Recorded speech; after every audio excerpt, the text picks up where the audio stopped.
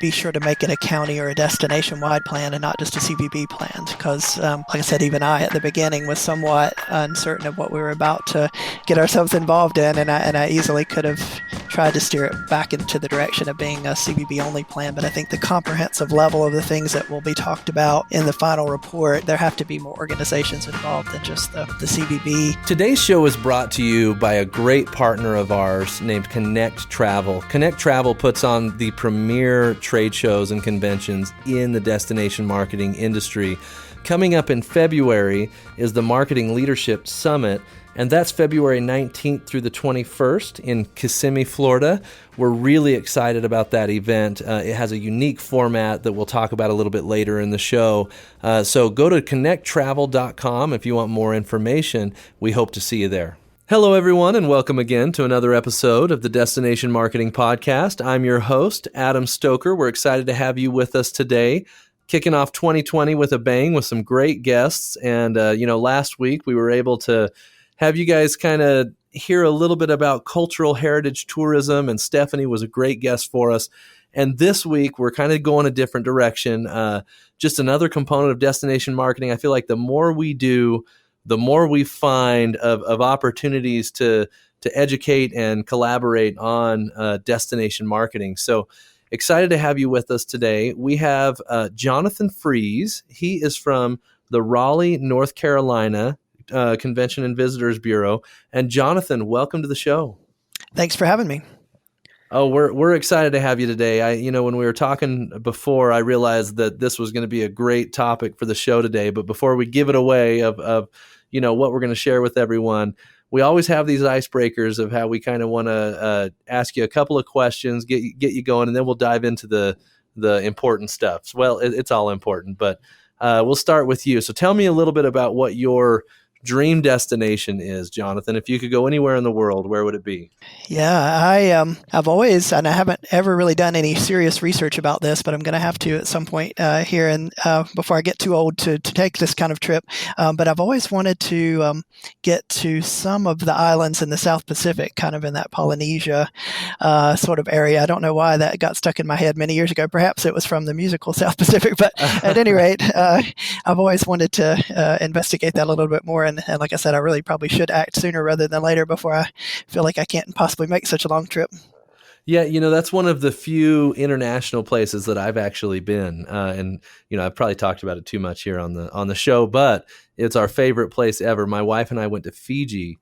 And, if you need a recommendation for a resort and an amazing experience, the right island to go to, oh man, I could talk about Fiji for hours. All right. You've done my research for me then.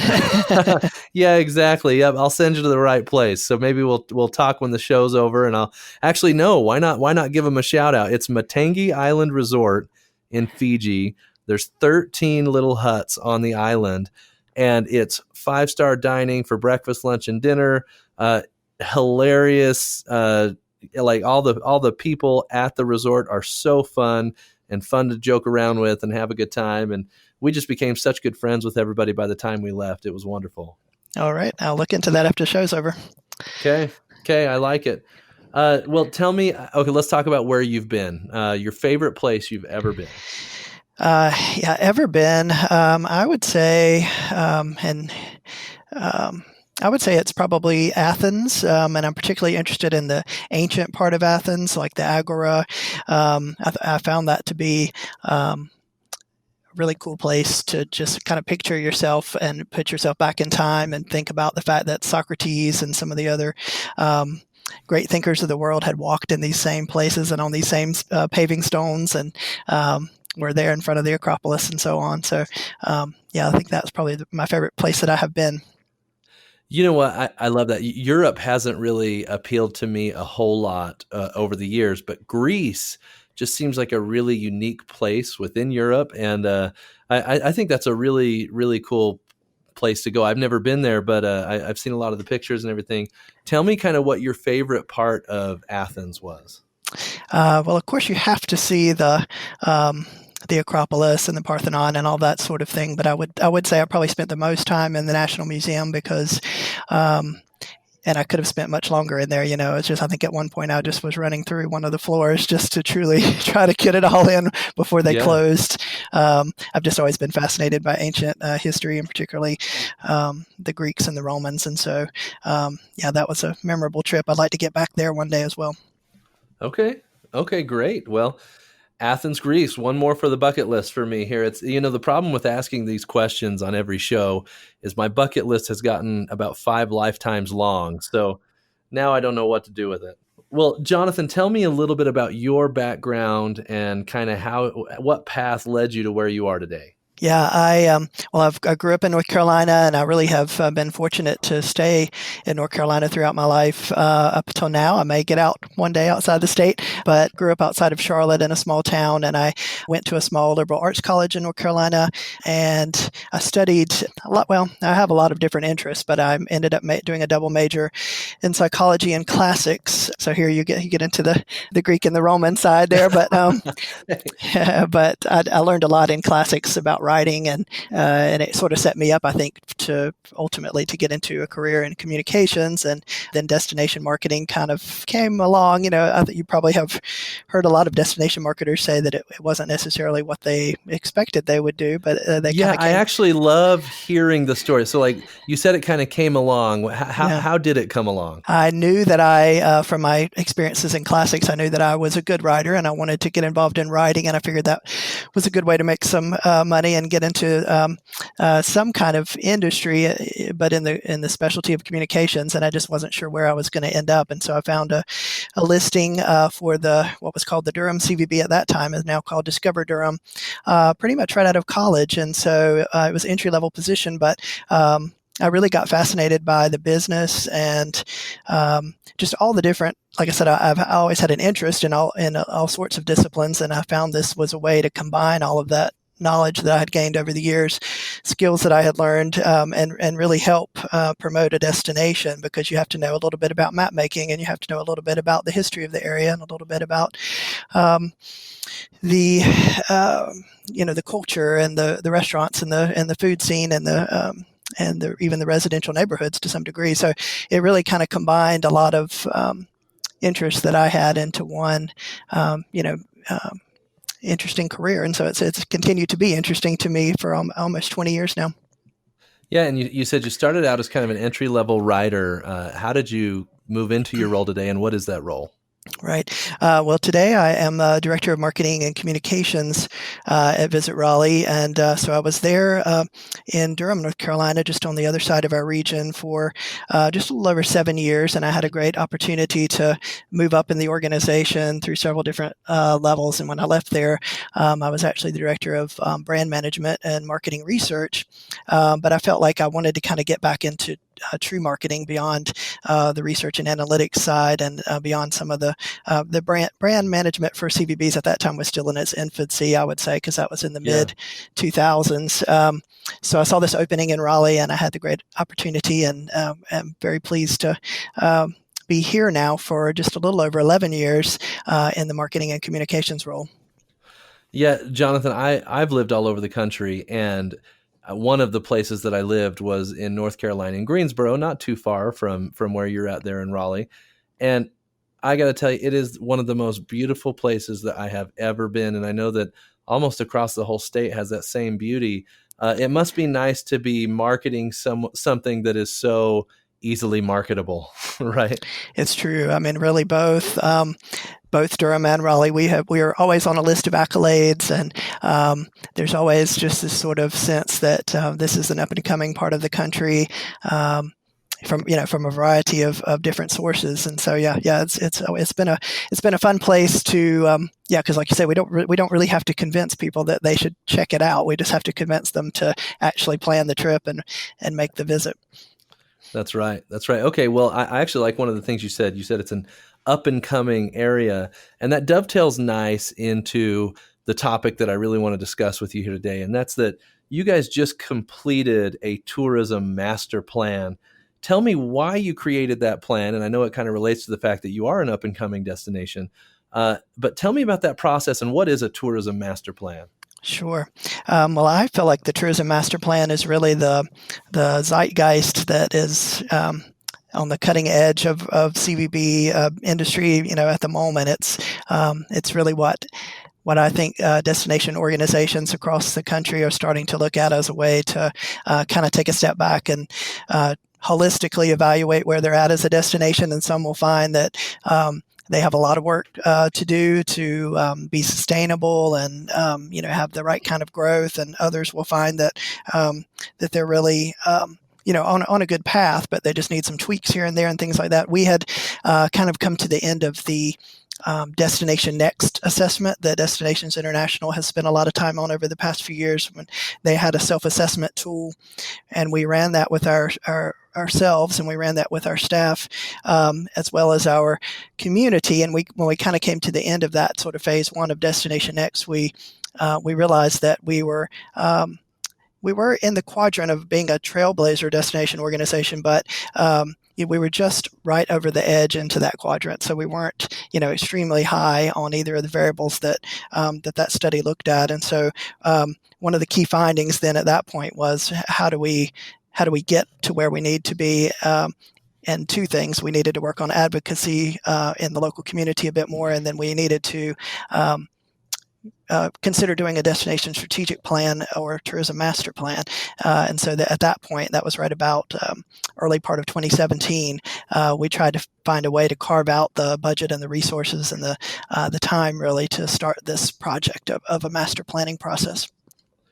And so I'm assuming creating a tourism master plan, which is what came out of that Destination Next training that you guys went through, I'm assuming that that's something that you need to bring in an outside partner, outside help for, because it's not something that every destination just like has in their wheelhouse, right? So tell me a little bit about that process and the selection process and where you ended up.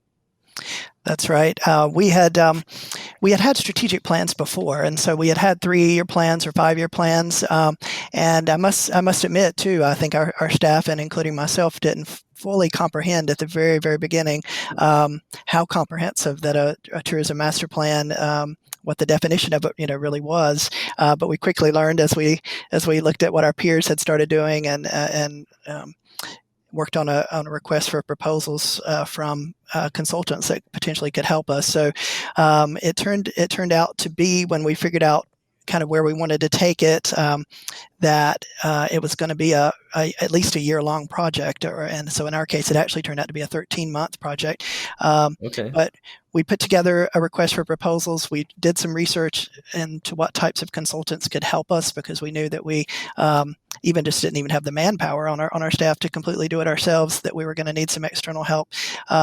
And so once we sent out that RFP in early 2017, we got, I think, at least 3 responses from consultants around the country. And then we were able to kind of form an internal committee and look at those proposals and try to pick which one we felt was the right one to help the Raleigh area. And the other important thing I should say there too is that unlike an annual business plan or a 3 to 5 year strategic plan for the Bureau, we were looking at this as not just a plan for our organization, but a plan for the whole destination, for the whole county. And so it wasn't just about us, it was about what was the right fit for the holistic picture of it all. Oh, I'm glad you guys looked at it from that angle, because unless you have buy-in from not just the tourism department, but every part of the destination, it's most likely to fail, right? And so I love the fact that you guys encompassed your entire county in this process. Was it difficult to get everybody on the same page, or did the cream kind of rise to the top when you were looking through the RFP responses? I think that it did take some further questioning, and it certainly took some interviews to make sure that we were picking the right team. So it took us a few months to kind of evaluate that. And we do have a kind of a complicated destination as well, just from the standpoint of the players that are involved. So we have one county, but we have 12 cities and towns in the county. And so we wanted to make sure that the consultant had experience not just with the urban area, but also with some of the smaller and more rural communities that surround the city of Raleigh as well. So, and we also ended up deciding that we wanted to pick a consultant who had some experience in tourism, obviously, but that they also had some other experiences in their portfolio. So we ended up selecting JLL, and they have a tourism and destinations team within their organization. Obviously, it's a huge multinational company. They have a lot of experience in real estate and traditional development world, but also they now have this team that's focused specifically on tourism and destinations, led by Dan Fenton, who is also a former destination organization executive. Okay, interesting. And what, like, in the JLL RFP response, what really stood out to you as, you know what, these are going to be the right people to help us? Well, as I just mentioned, just knowing that some folks on the team had actually been the head of a bureau before certainly went a long way. Yeah. And some folks that we knew, even from their presentations at conferences, that they were experts in the field. And one of the folks on our team actually had some experience in North Carolina as well, had grown up in North Carolina also. So we kind of knew that he would feel the vibe of what was going on. Obviously there was a lot of research involved, but each state is different, and I think each region is different, and it certainly helps just to have a little bit of historical background there too. Great. And 13-month process, you engage with JLL, 13-month process. Tell me about the finished product. What did you learn? What made you nervous? What did you realize you needed to create or do to execute on this plan? Sure.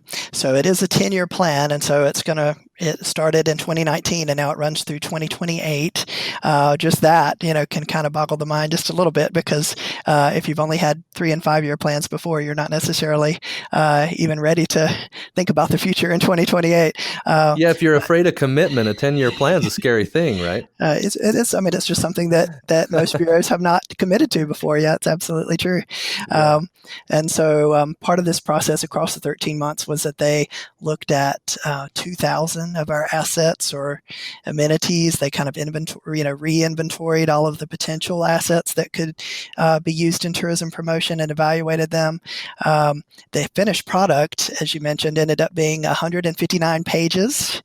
With a 51-page appendix, so just even the size of the report at the end, is a lot to take in. And this is a detailed document, right? It's not like you can get a Cliff Notes of 8 pages and have all the details, right? Like you need all 150 pages. The bureau staff, at the very least, has to absorb all of those pages, and we were able to kind of create an executive summary out of it, and some some simpler communication tools to use to talk to our stakeholders. But yeah, it is a lot just even to absorb at a glance, and then distill from there and decide what are the first steps that truly can be tackled. So JLL certainly outlined 8 priorities for us, and they grouped the plan according to those. And so there's 8 chapters basically within this long report, and that was extremely helpful. And I should mention too, this is all online, so if any of the listeners want to look at it, they're certainly welcome to after hearing me talk. But you know what? Let me just stop you real quick on that. So we have a LinkedIn group called Destination Marketers, and that's where a lot of our listeners will go to kind of collaborate, share ideas, that type of thing. Do you mind if we post it there in the Destination Marketers LinkedIn group? You certainly can. Awesome. And you'll see there that there is at the very end also a handy kind of, here's a timeline, here's the suggested recommendations on what to tackle first and in what order. And also it's not just a bureau plan. As I said, it's really for a number of other stakeholders in the county that are it's recommended that they take action as well and come alongside us and do certain things to achieve the goals of the plan. And so that was very important to us to kind of have all of the information is there. Certainly not. We doubt that all of our stakeholders might have read it from beginning to end, but also have some other summary tools as well, and put it online and have it available across the course of the 10 years, truly, and even give some implementation updates on the website as well. Great. So what was kind of, you got the plan created. What was step one? Was it have a stakeholder meeting and disseminate that plan, or tell me a little bit about that process?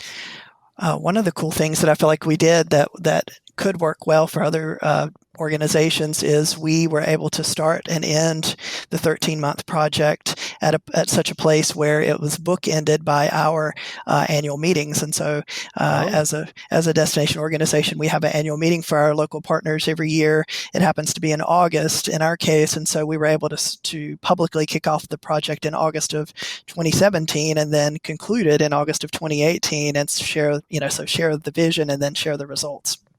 I mentioned earlier that today's show is brought to you by Connect Travel. Their Marketing Leadership Summit is coming up in February. I had the opportunity to go last year, and it was such an interesting format. It's actually a format that allows you as a destination to sit down with suppliers for a few minutes, a short period of time, to see if you want to continue the conversation. It allowed me to really meet with several people and get to know their needs quickly and build a quick relationship so that we could see if we wanted to continue the conversation. If you're looking for new technologies, new products, new partners, it's a great way to have a quick introduction without taking too much of your time. I hope to see you there February 19th through the 21st in Kissimmee, Florida. And President Obama will be speaking this year. So we're excited for that event, and we'll see you there. Wow. Yeah, that's pretty great. I think did you know it was going to be a 13-month process, or did it just kind of work out that way? We really wanted it to work out that way, and I will admit that there were a few nervous moments there when we wondered if we could, truly debut it all publicly. But we did pull it off, and JLL pulled it off, and so I think that helped because that's the time that we have the most of our local partners all in one room at one place and time. We get about 500 of our local partners into that room. And so that was a great way to begin and end the planning. Obviously, the implementation has only just begun. Yeah. Well, I know it's difficult to get 100% stakeholder buy-in, and it's hard to get them to buy or to read 158 pages or whatever of a document like this. But what has it been like with the community, because you were able to present that to your stakeholders? What has the buy-in been like since you launched that plan? I know you're in your infancy there as far as implementation, but tell me a little bit about that. Right. Well, we've been very fortunate that the process was so engaging, and we ended up having, I think it was just over 1,800 individual engagements throughout the 13 months with locals. And so people really did feel that they had a voice in it. JLL was very receptive and said in every meeting that I attended with them that, they were open to anyone sharing anything with them at any time of day, via email, via phone. And that was great. And so many of our local partners, I think, were able to contribute across the course of that year, that they did feel that they were heard. And so when the final report came out, they could see things that they had said in that written report. Another thing that I think was extremely helpful for a destination like ours, where you've got a kind of a complicated set of municipal partners, is that we were able to produce, and JLL was able to create these as well at the end of after completing the 159-page report. Let's say a 2 to 3 page report for each of our municipalities, and so they were able to extract what they felt was most relevant from the priorities for each one of those towns and give them their own sort of PDF document that was just an overview just for them. And so I think that's also really made our towns feel like their voices were heard, but also there were specific recommendations that could be given back to them. And many of them are at different places in their tourism development. Some don't even have a hotel property in their town yet. But that might be what they need to work on first. See, I love that every town got their own document, because it's like, otherwise it all kind of falls on the DMO to execute on this plan. But now with that PDF for every town, everybody's kind of got their own to-do list, right? That's right. And we had, let's say quarterly meetings with the towns at any rate. But since that time, they've been encouraged also to form a very specific tourism committee for their municipality. And it may just be 3 people, let's say, but those 3 people can run point on a lot of the projects that we need to work on together and kind of simplify us as a destination organization, knowing which department to contact, let's say, so almost like a liaison type situation where we can get to know each other better over the course of the next 10 years. And I think they can grease the wheels that are needed to be greased whenever we need to work on a project together. That's awesome. That's awesome. Okay, were there any uh-ohs or oh no's that you uncovered throughout this process about your destination? I think the question that we ask and JLL asked at each step of the way, and so when they looked at all these assets that we have, they were always asking what is the highest and best use of that particular thing. And so there's certainly a lot of things throughout the area that we found were not being put to their highest and best use. Not to say that it was it was not to say that it was bad, not to say that it was that it was intentionally uh, you know being squandered, the resources being squandered or something, Sure. but just that if you have tourism in mind, perhaps we need to do this a different way, or perhaps this facility, whenever the next time it's renovated, these things could be taken into account, or if we're going to have some money free up from our public tax coffers that and build a new facility, then we should keep these certain things in mind because it's very important to sports tourism. So, yeah, we just looked at things from a lot of different ways. I think a good example is our convention center, which is just over 10 years old now. And so that's an example of it's not a negative thing. It's been maintained very well, but every building needs to be optimized in a certain way the next time that it's renovated or expanded. And so the plan talks about, for example, factors that we should keep in mind whenever we're making physical improvements to the building.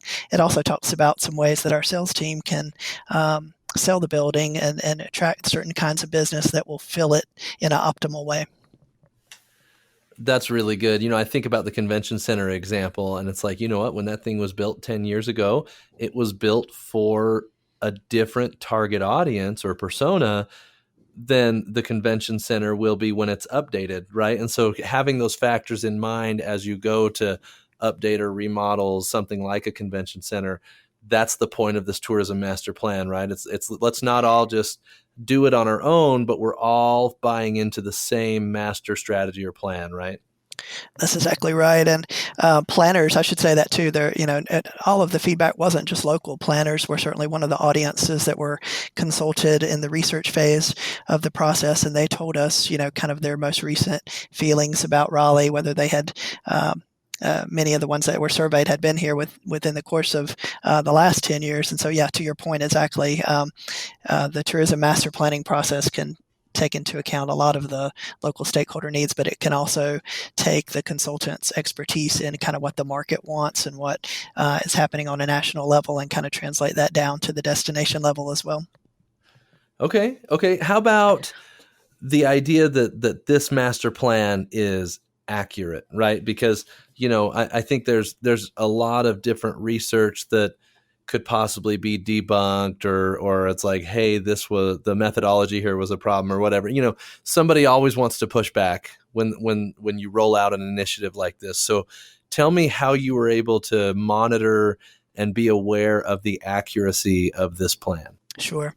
Well, one important thing was that we did form a steering committee at the beginning of the process. And so we tried to pull a wide range of folks, about, I think it ended up being, I want to say 18-ish folks that agreed to serve on a steering committee from different local industries, including some that were just allied with tourism. And so they were almost like a sounding board for the consultants throughout the process as well. And so being that they had such a local depth of knowledge and such a breadth of knowledge as well from being representing different parts of the county as well as different industries. It was good to have that as a sounding board as well and say, does this sound right? This is what the surveys are seeming to indicate, or that we went out and we did site visits at these 20 places, and this is what we're starting to think. But does that seem right based on your sort of county-wide history? So I think that was helpful to keep things accurate. And I think it's just important also that there be some kind of already established degree of engagement between the CVB and the community, because if you're going into a project like this, if the CVB is out of touch completely with the county, then that's not necessarily going to work either, because to your point, you're not going to be able to kind of do the ground truthing of whether what we're finding is right and whether it could even work. So yeah. Yeah, but I'm glad you had that steering committee, because it's kind of even though every stakeholder didn't have the opportunity to be on the committee, it's an organized group of people that they all kind of know, like, and trust, right? And can buy into that verification that you got through the steering committee. So I really like that as a way to make sure that you're getting an accurate plan. As other destinations say, okay, should I do something like this?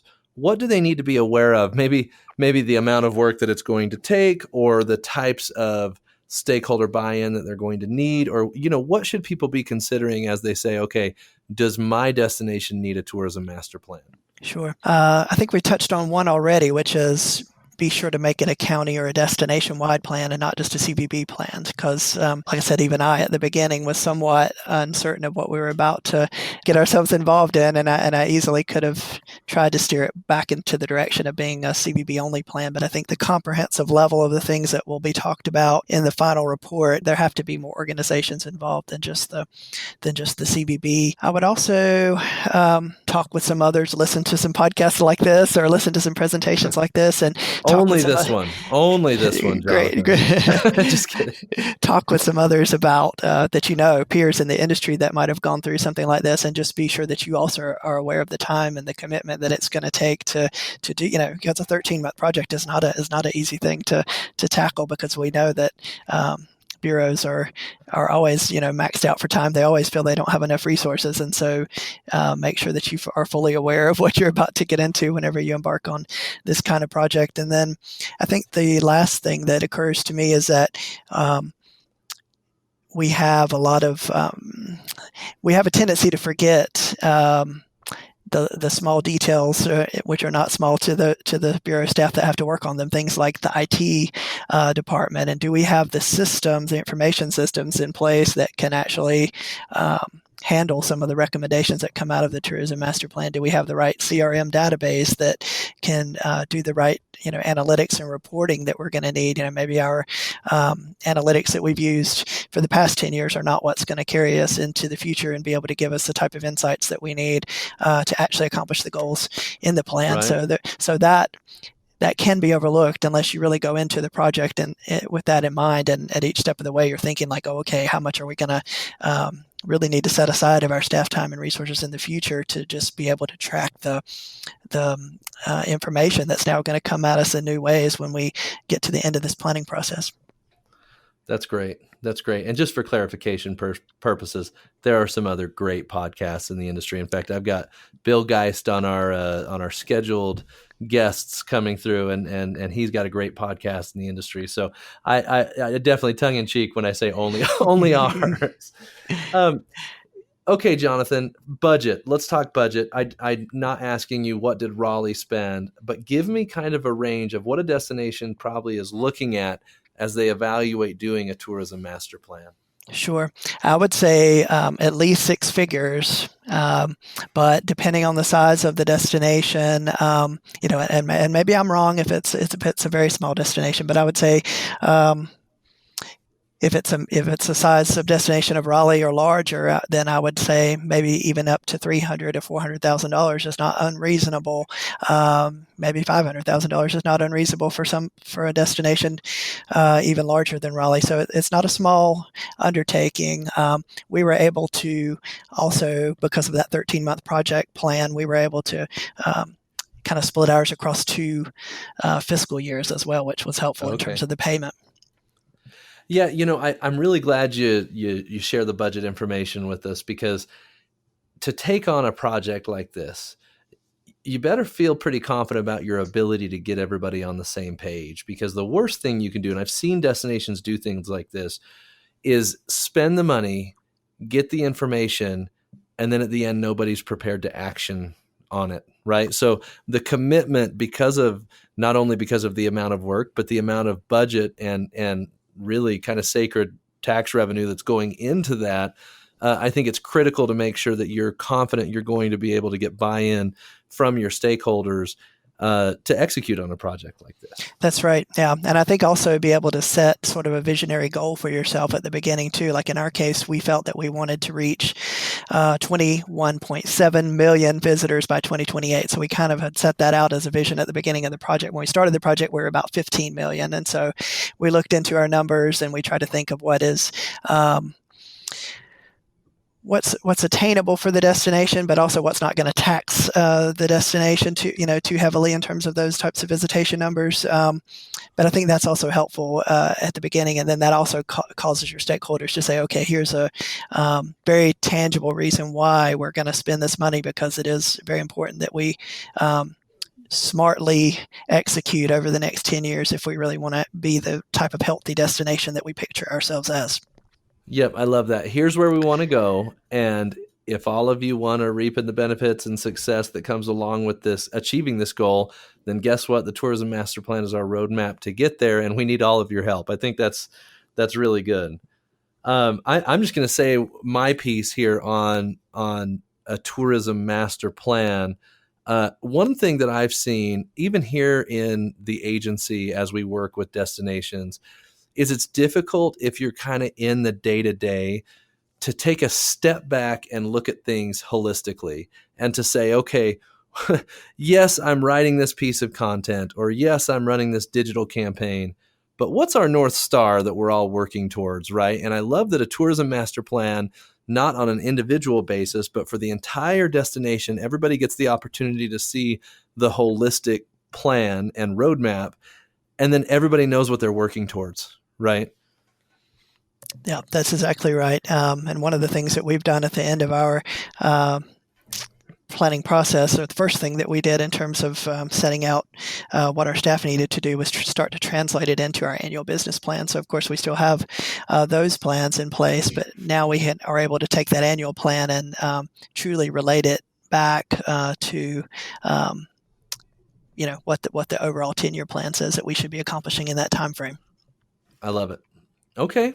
All right, Jonathan, what's next for Raleigh? What do you guys have going on next? What's the future look like? You've got your plan. That's right. That's right. And you can look at the plan as well. We'll put the link out there. We are now, we're now in halfway through our technical year one, which would be 2019 through 2020 fiscal year. And I think that part has gone well so far. We're finding that we're getting traction on the things that we're supposed to have been accomplishing in year one. We're about to get ready for year two and prepare our next annual business plan according to the master plan. We've got some things brewing. Really, I mean, I'm even surprised to some degree how well it's going in terms of what we were talking about with our stakeholders, where we've got the county is now going through a process where they are seeking proposals to start spending some of the money that we have available from the hotel occupancy taxes and the other hospitality taxes in the area to make improvements to facilities throughout the county. We're going to We've got our convention center that's looking at specifically some short-term things that they can do to improve the appearance of the building. But at the same time, our sales team is working on those priorities for booking the right business into the center at the right time. So that's underway. We've also got some plans happening just from the private development sector, where they're looking at, can they build some new hotels within the market. Our towns have just recently had a meeting with a variety of hotel developers who flew in and met with them and talked with them about what they would like to see happen in their towns. So there's a lot of even just physical development that people are looking at that I think we're going to have coming online in the next couple years.